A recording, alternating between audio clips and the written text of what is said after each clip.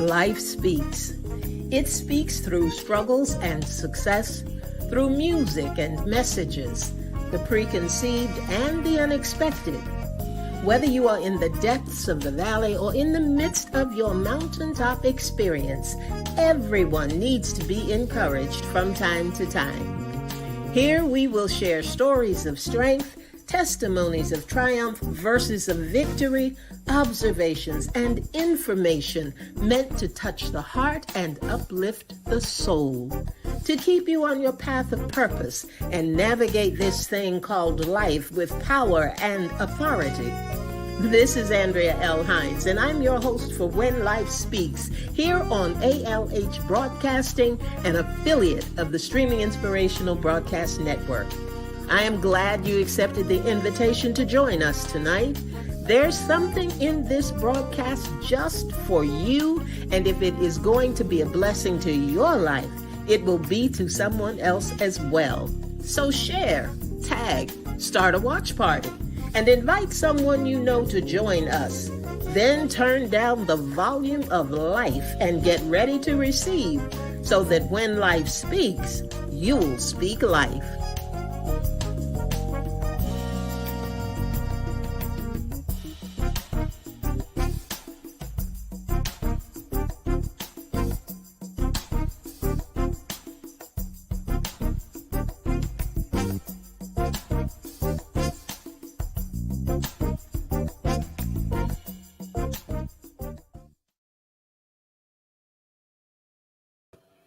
Hey, good evening, everybody, and welcome to When Life Speaks. I am your host, Andrea L. Hines, and I am very, very happy to be on with you tonight. We have a very special guest, and when I say special, I mean that in the kindest way. And you'll find out why I say that like I did. But let's kind of wrap up what's been going on. I want to give a shout out, first of all, to the ladies at Faith Harbor Church down in Surf City. They had invited me to be their conference speaker last weekend, and in spite of rain and in spite of all kinds of things that could have stopped us and could have stopped their wonderful program, none of that transpired. The rain was kind of crazy the night before, but the day of, it turned out to be an absolutely beautiful, beautiful day. And I thank them so much, that the women's ministry down there in Surf City. So it was really a good event. I was glad that I was able to go, and 3 generations went. I was there, my daughter was there, my granddaughter was there, and we had a really, really good time. So I talked about boldness and strength and value and trust. And it really was a nice event. And I thank them so much for extending the invitation. What's coming up? What is coming up in November the 11th? And I didn't have my flyer tonight, but I'll be sure to put it up next week or have it out on the website. But November the 11th, Sisters Who Care is having their women's conference, and I'm going to be there. I'm going to have my product there. I'm going to be doing a little bit of vending and a little tiny bit of speaking as well. So those of you who have not heard about that event, or who have heard about it and wanted to register and were not able to register, you can also send me an email to speaklifewithandrea@gmail.com, and I'll be happy to get that information to you. That's speaklifewithandrea@gmail.com. And let's see what we've got on the calendar coming up. The week of the program, the 19th and 20th, we're going to do another 2-parter. I did it one time before. Host Angela Oliphant, who is the host of Whole and Beautiful, that comes on Friday. We had a topic that we discussed, and we did it in 2 parts. Part 1 was on When Life Speaks on Thursday evening, and part 2 was on her program, Whole and Beautiful, and on Friday night. So we're going to do that again. We're going to do that on the 19th and the 20th. And on the 26th, our buddy is back. You know, we haven't had a good chat with Francina Booker in a long time, and she has been one busy lady with her support group and with all of the things that she does for ASCAN. And I wanted her to come back on and update us. I think she has received some wonderful recognition, and I want her to tell us all about what's been going on with her and what's been going on with that organization. So that's coming up around the end of the month.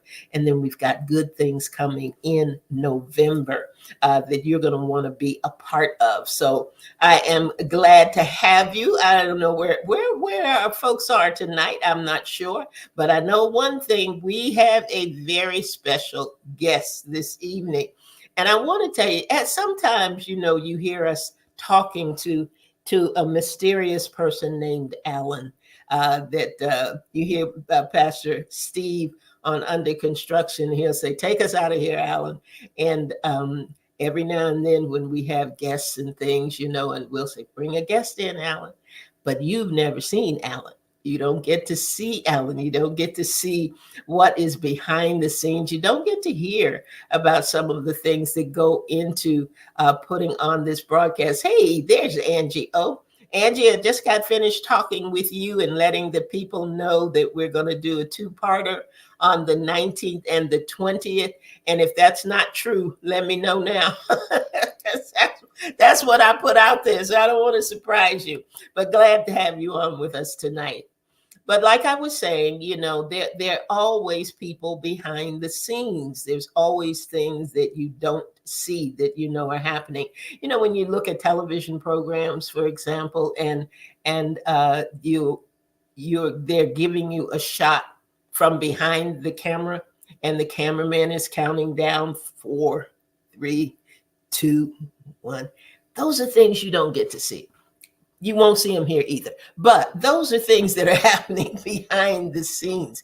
And I wanted you to meet the man behind the scenes tonight. And I'm not going to say you can ask him any question you want to ask him, because that may be dangerous for all of us.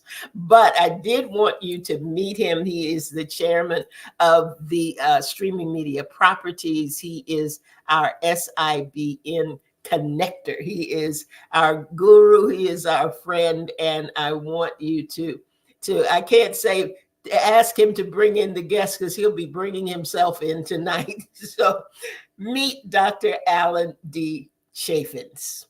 Dr. Chaffins, there you are. Good evening, everybody. How are you? I'm doing fine. And those are some fine words you said about me, and I appreciate it.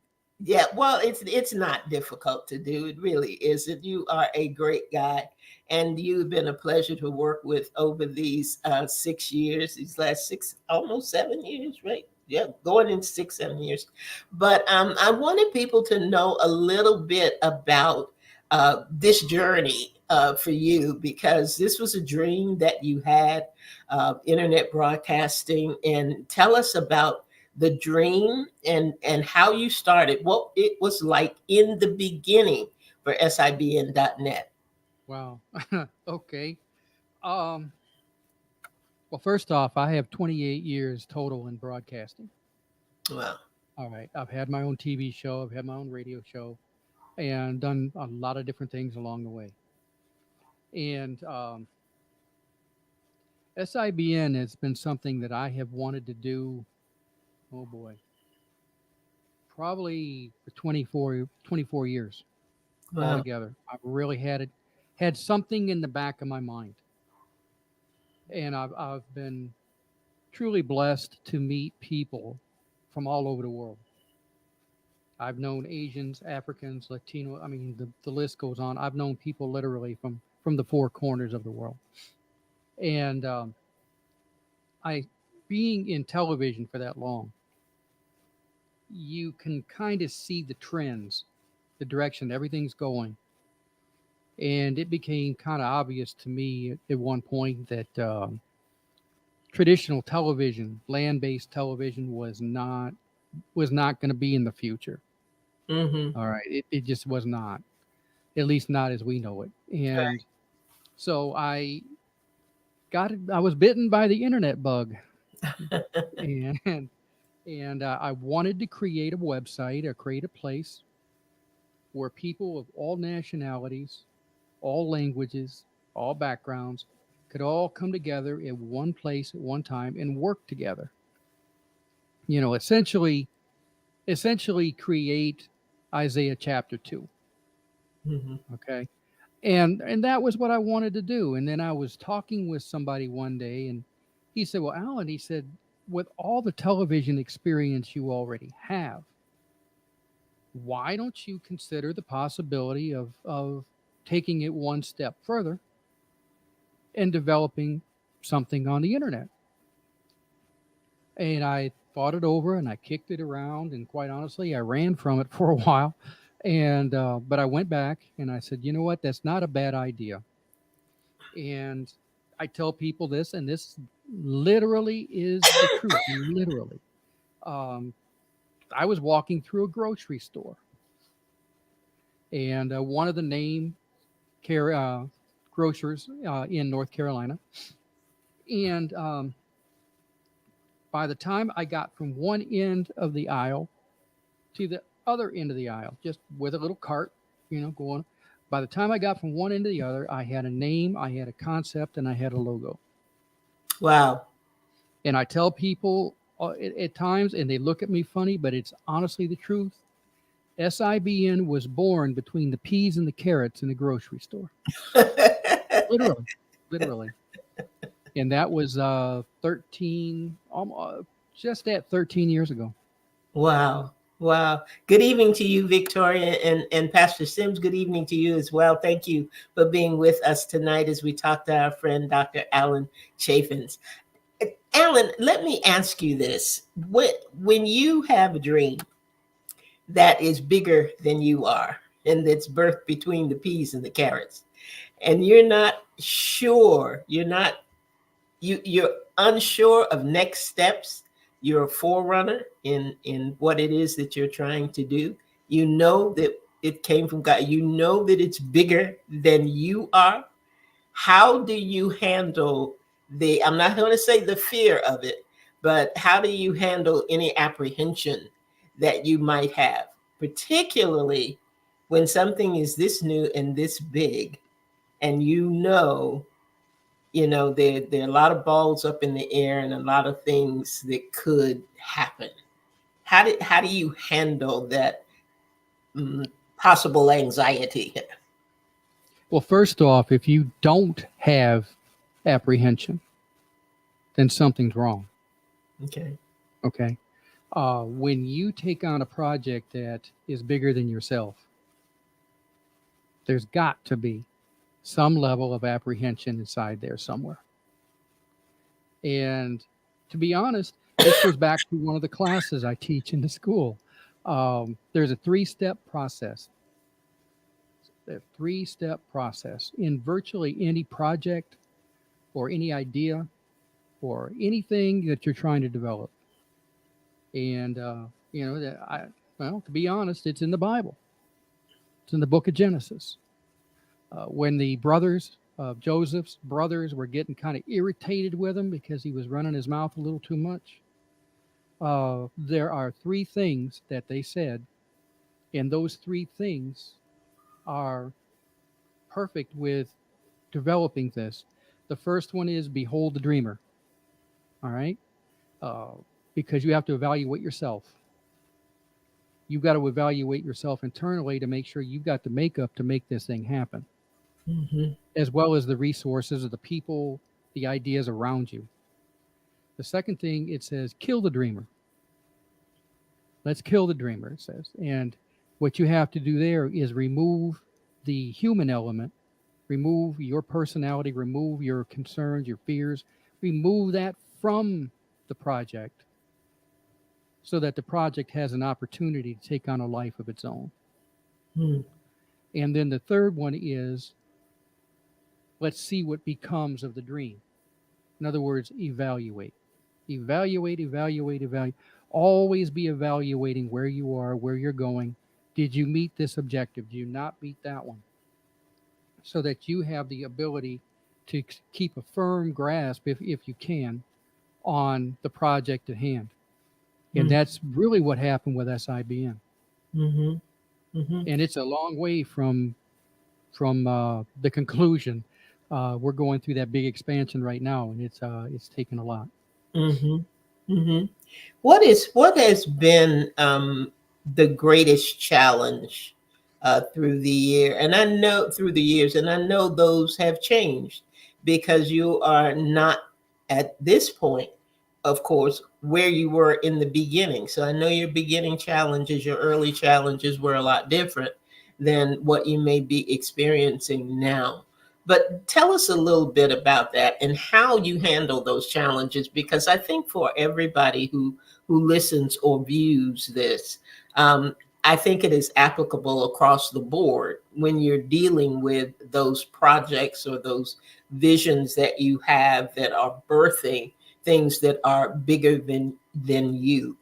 Tell us about what challenged you during that time and how you've handled it. Well, there've been a lot of Short version. challenges. Um, I saw you taking a deep breath there. but in the early years, in the first few years of SIBN's existence, the main challenge then was getting people used to the idea that there was such a thing as internet television. Because at that point, internet television was like a complete mystery that nobody understood, and they thought that hey, I put a I put a 30-second clip on Facebook. That's internet television, and it wasn't. So we had to educate the public. Really, that was one of the bigger initial challenges. We had to educate the public on what was internet television was all about, Mhm. and then going along in those early years, we were actually at that time, because there really wasn't a lot of people out doing what we do. And so what happened, we actually at one point were in the top 3 of internet broadcasting networks in the world. And it was number 1 in the United States for a long time. But part of that was because we were new and everybody was excited trying to figure out what we were doing. And it was a very fascinating time. And then what happened was the next challenge, I guess we'll call it, was that there were people who thought that they knew what we were doing, and they would come in and they would do everything they could do to copy us. And I know, what is it they say, that being copied is one of the greatest forms of flattery or whatever, and that's fine. But what was happening was this was a brand new industry, brand new. And you had these people that were kind of muddying the water because they were telling everybody they knew how to do everything, and in reality was they didn't. Mhm. And so we had to kind of overcome that hurdle. And then finally, the other hurdle is that you have so many of the big names: YouTube, CBS, NBC, the big giants that are now doing everything they can do to take over.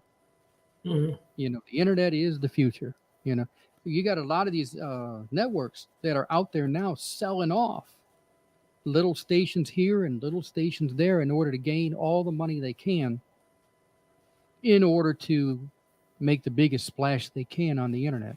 Mhm. Mhm. And so, now we're competing with the fact that you got all these giants with massive amounts of capital, and they can do pretty much anything they want to. And so sometimes that can be a little bit of a difficulty as well. Mhm. So Tell there's a lot of different things involved. mhm. What is in your years of building this What are you this trying to say? in, you know me, I don't try. You know how we operate. but what has been one of the most rewarding things, and I say one of because I know there have been many things, whenever you have a dream and you see even bits and pieces of it begin to come into fruition, Mhm. it just, it does something to your heart. And I know this is your baby. But is there anything in particular that you can think of? I know that there are things, even in my short journey, that I think of that have been not necessarily turning points, but things that have just nudged me and said, "Yeah, you're doing the right thing. You're doing this the right way." What can you think of that has happened with you in this whole journey and in this process? I can think of a couple things. First off, uh, a few years back, we started to do a lot of tracking as far as where people were coming from watching the shows, how long they were staying, those types of things. And we began to see people in China and, some of the Asian countries, and they were coming in continuously. Korea was another one. And, I mean, it was great, but I was curious. And come find out what was happening was that they were children, young people in these different countries, and they were learning English by watching our programming. Wow. So, that was certainly, something that said, yeah, Yeah. this is beginning to make sense. Mm-hmm. Um, then I would say that, people that know me realize pretty quick that the broadcasters, you know, kind of become like a family to me. Mm-hmm. You know, there are a couple that somehow or other kind of got themselves in a position where they're treated almost like a daughter, and there are others that are very close to me. And I'll even say this, I consider you one of those close people. I really do. But so it kind of filled a couple gaps, filled a gap here and a gap there. So that was kind of a nice thing. But I guess the other part, I really wanted in the beginning days, the early days of SIBN, I really wanted SIBN to fulfill to some degree the prophecy of Isaiah chapter 2. Mm-hmm. you know and so it talked about all the people coming together and working together, and let's go to the mountain and learn all these things. And so we began to see that people were actually working together. Mm-hmm. They were people that were talking back and forth. We had shows coming in from Canada, we had shows coming in from Congo, all over. And it didn't matter to them who was who, who spoke what language, what color somebody's skin was. And it even got to the point because, SIBN right now has approximately 43, I think 44 different Christian denominations, all working together in some facet within the network. Mm. Wow. There's also something like 100 to 120 different languages or different language groups that are involved in some fashion with us as well. Mm-hmm. And so it actually is beginning to take on the appearance of what was spoken of, in Isaiah. Mm-hmm. And so that was, because that was really the objective to begin with. So, and Mm-hmm. now, and I don't know why this is, but people are calling me things like OG. People, you know, yeah, I'm the original gangster here. I mean, I'm being called an old head. I'm being called all these things. I'm like, okay, yes, internet broadcasting as an industry has only been around approximately 16 years on a serious basis. Uh-huh. And we've been around for approximately 13 of those 16. So, Awesome. Awesome. which is why If we any started. If anyone out there listening in has a question for Alan, be sure to put it in the comment section. We don't often get to talk to him like we're talking to him tonight. So if you have a question for him, be sure to put it in and we will try to get him to answer it. Um, there have got to be times, Alan, and I know it happens with all of us and those of us particularly who have ventured out and are doing things that we may have 2 years ago or even a month ago considered outside of our comfort zone. When you're working outside of your comfort zone and you're embarking on something that is new for you, exciting though it may be, when something doesn't go right, it can throw you. It can throw you and it puts you in a place of doubt and it puts you in a place of just, questioning yourself, self evaluation, and all of that. Am I really doing what God wants me to do? Is this the right thing to do? And you go through all of that. What do you do and what have you done through the years that has really kept you pushing, just kept you going, kept you moving, just giving you the tenacity not to stop? What has that been for you? Well, I will say this: the biggest enemy is doubt. All right, because you have something that you've started to do, you're moving it down the road at some speed or other. You have to anticipate the fact that something's going to happen somewhere. It just has to. And so when it does, you have a couple of options. Option number one is you can get mad and get angry, and then when you get mad and angry, then fear steps in. Mm-hmm. Okay. Or you can say, well, maybe I need to think about this. I got to decide what to do, that type of thing. And when you get in an attitude like that, that's when doubt steps in. So you got these little, antagonists out there. So depending on how you respond, depends on which antagonist is going to come after you. All Mm-hmm. right. And so, yeah, there it's been a fight. it, it has been a fight.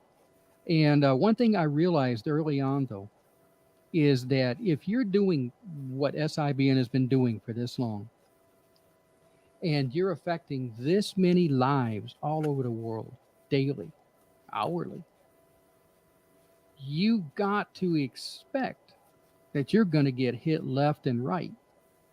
All right. Yeah. You got to expect it because we have a great big enemy out there that would love nothing better than to dismantle SIBN yesterday. Mm-hmm. All right. And so when something goes wrong and something attacks and so forth, I'm almost grateful. I know that sounds crazy. And the thing is, at the time, I'm not feeling so grateful. But, after I evaluate it later, I say, well, you know what? We must be doing something right because, in a war, you spend your greatest number of assets against the enemy that means you the most harm. And if you got an enemy that doesn't going to do is not going to do anything, not going to hurt you, you don't mess with it. You just let it be and let it wear out. And so the fact that we're getting hit as hard as we are continuously tells me that we're doing something right. Mm-hmm. Now I'll say this: I mean, it's not easy. When something goes wrong, I it always ends up on my desk somehow, somehow. And when something goes wrong, I have to sit back and I have to look at it, not because I'm thinking about doing something different, but I have to decide how I'm going to respond because there's a lot of people who are looking to see how I'm going to react to something. Mm-hmm. All right. SIBN affects a lot of lives in a lot of places. Mm-hmm. And so I've got to be careful how I respond because how I respond is going to be based a lot upon what's going on, and it's going to make decisions for a lot of people Mm-hmm. are going to look at that and say, well, if he's nervous, if he's scared, there must be a problem. Yeah. Right. Right. So that's how I respond to everything. Let me ask you about one thing that is going on now that is brand new. And I want you to tell the listeners a little bit about the Internet Broadcast University. Tell us what that's about and where you hope to go with that.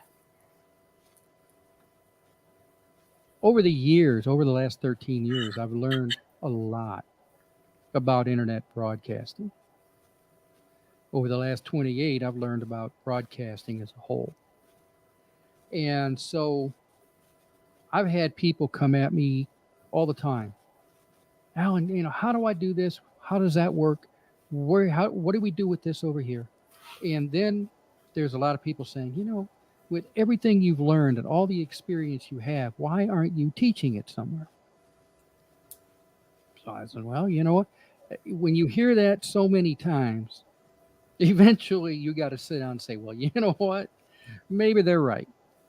And so the idea was actually formed about 3 or 4 years ago. And I wanted to pick the right time to bring it out. And so, again, internet broadcasting is brand new. Brand new. I mean, 16 years. I mean, relatively speaking, that's brand new. And so there are a lot of people out there who are putting money into a project because they think they know how to make it work. And then when they find out that they don't know how, then they get discouraged, they get upset, they get mad, they walk away, they lose the money, and they lose interest in the project that could have been a very good one. Mm-hmm. All right. So the idea was formed to create Internet Broadcasting University. Right now, today, we are the only source for an education solely in the internet broadcasting. We have currently two groups of students. We have altogether, we have about 29 students right now. Mm. And what they're learning to do is to be a responsible broadcaster in this brand new industry, which is only going to get bigger and bigger and bigger. They get a certificate saying that they have completed successfully this 13 week curriculum that we put together. And they work with people who've got a lot of experience. I teach a number of the classes personally. And one of the reasons I did it, other than the fact that it is necessary, because you've got people, again, that are walking away and losing their money because they just didn't understand. Mm-hmm. You've got churches and organizations that are being taken advantage of by people that are claiming to know what they're doing. And then you find out, sadly, afterward that they don't. And then the church is in a bad position. Mm-hmm. So all this is necessary. But the real reason, the bottom line is IBU, Internet Broadcasting University, is to a large degree my legacy. Mm. All right, it is my legacy because I'm taking everything I ever learned, whether it be land-based or internet-based, everything I've ever learned in broadcasting, and I am providing through this structure and through the help of good instructors, including yourself, Dr. Hines. I am providing a means that people can learn early on how to do what they need to do, Mm-hmm. how to be responsible in what they do. And we teach all kinds of classes. One of them that's going to be taught, is being taught to the first group, is broadcast ethics. Doing the right thing. What is the right thing? All of those, with relation to broadcasting. Mm-hmm. So internet broadcasting is growing. It is very much alive, and a lot of people are really looking at it for the first time. And like I said, we're the only one doing it. Mm-hmm. That's no one else out there. mm-hmm. Mm-hmm. There's a lot to be said for that, Alan, and there's a lot of trial and error. There's a lot of of looking back and evaluating and thinking things through. And you gotta have the capacity for it. You just gotta have the capacity for it. And we who are a part of the SIBN network are grateful that you have the capacity for it.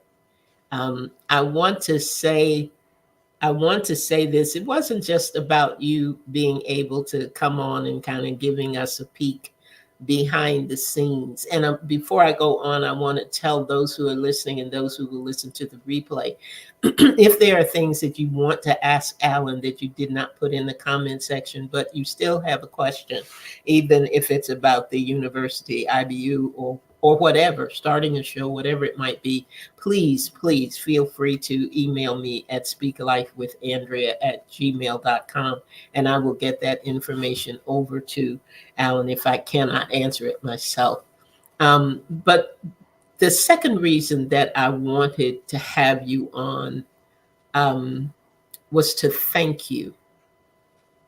I really sincerely want to thank you because I entered into this without really knowing what I wanted to do or how I wanted to do it. I knew kind of how I wanted to do it because, like you, I wasn't between the peas and the carrots, but I was at a place where God laid it out for me when I was invited into a network to be a part.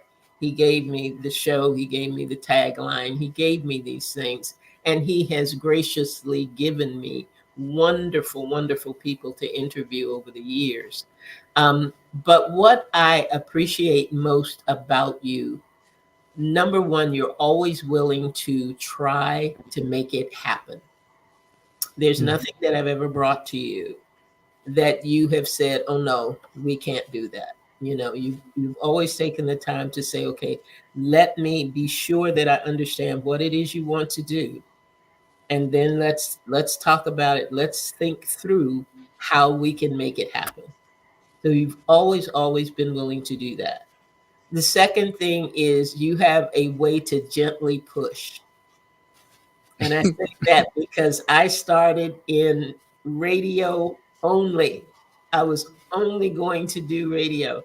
And Mhm. when things began to transition over into the StreamYard platforms and the other platforms that we've had in the past, and you would say, you really need to go live with this, and I go, nah, nobody wants to see me. I don't want to see anybody, and let's just stick with this radio. We got a good thing going with this radio, and you say, okay, and a little bit later you'd say, it really would be a good idea if you move this over and transition. And my wonderful co-host, one of them is on tonight, Victoria, who now has her own show, Yeah.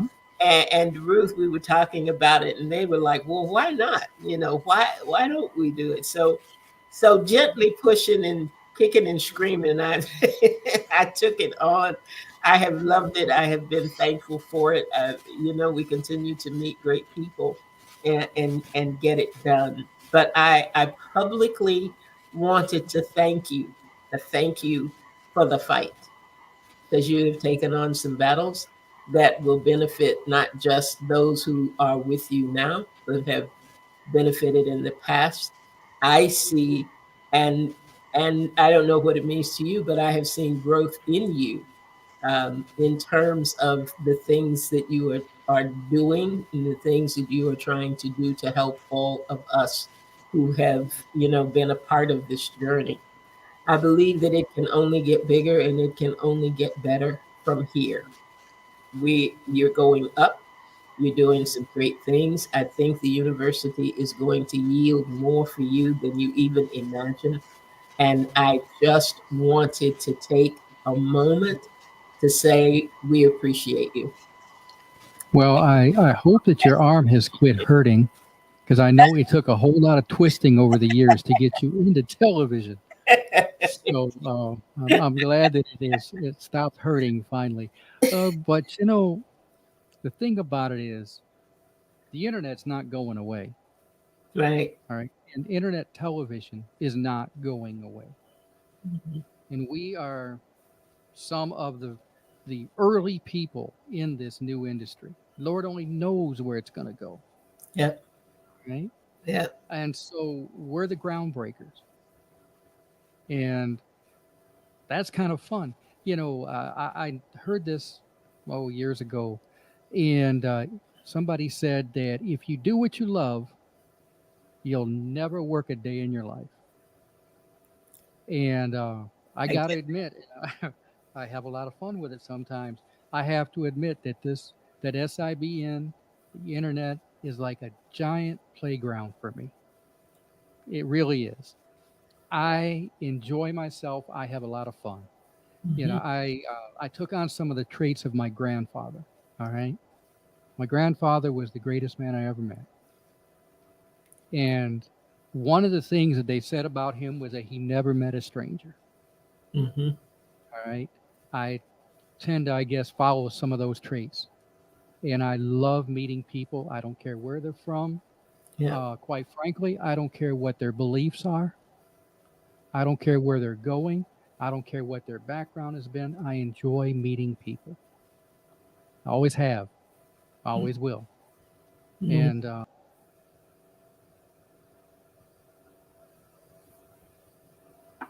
okay, well, that was fun. But anyway, we have met some fascinating people over the years, and some very interesting people. Mhm. You know, Sally Meadows out of Western Canada, is one of them. And there's a whole list. And I know of one that is going to be coming eventually as a guest on one of our shows here sometime in November. Mhm. This SIBN has allowed me over the years to meet people. I met an individual, worked with him for a good long time regarding some of the things of SIBN, and he was an advisor to the then President Clinton, Bill Clinton. So I had an opportunity to do some broadcast things with White House people, State Department people. The list goes on. Mhm. And Pastor Sims, if you're still listening out there, watching out there, he and I talked about the fact that people's steps are ordered in a certain way, Yeah. and it took a while. Took a couple of broke legs and maybe a couple of sprained ankles and things, but my steps finally got ordered in the right direction. Mhm. Mhm. And I'm eternally grateful for it. But this is where I belong. This is where I belong. This is where I'm going to stay. And yes, I'm going to be teaching probably a lot more because Dr. Hines, we're getting ready to form the third Third group, class. Mhm. third class. We're right now, just within the next few days, going to begin taking students in from the third class. So anybody listening out there, um, seriously, uh, this is where I belong. I'm doing what I'm supposed to be doing. I'm very happy. Yes, I'm challenged daily, hourly. I'm challenged, but again, I'm grateful for the challenge because I know that I'm doing the right thing. That's good. That's good.